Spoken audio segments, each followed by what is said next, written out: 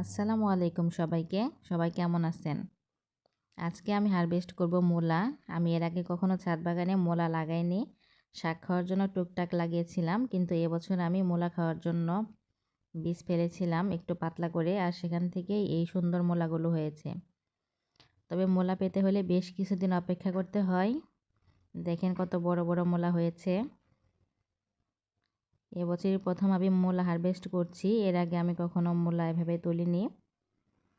মূলাগুলো মাশাআল্লাহ অনেক সুন্দর হয়েছে। দেখেন এটাতে হচ্ছে আমি আম গাছের ড্রামের মধ্যে কিছু মূলার বীজ ফেলেছিলাম, আর সেখান থেকে এত সুন্দর মূলা হয়েছে। আর এই টবটিতে আমি শুধুমাত্র মূলার শাকই ফেলেছিলাম, আর সেখান থেকে এত সুন্দর মূলা হয়েছে। দেখেন এই মূলাটা তো আমি তুলতেই পারছিলাম না, বিশাল বড় হয়েছে। এই মূলাটি আরও কিছুদিন রাখলে এই মূলাগুলো কিন্তু আরও অনেক মোটাসোটা হতো। তো মাশাআল্লাহ আজকে বেশ কয়েকটি মূলা উঠিয়ে নিলাম, আলহামদুলিল্লাহ।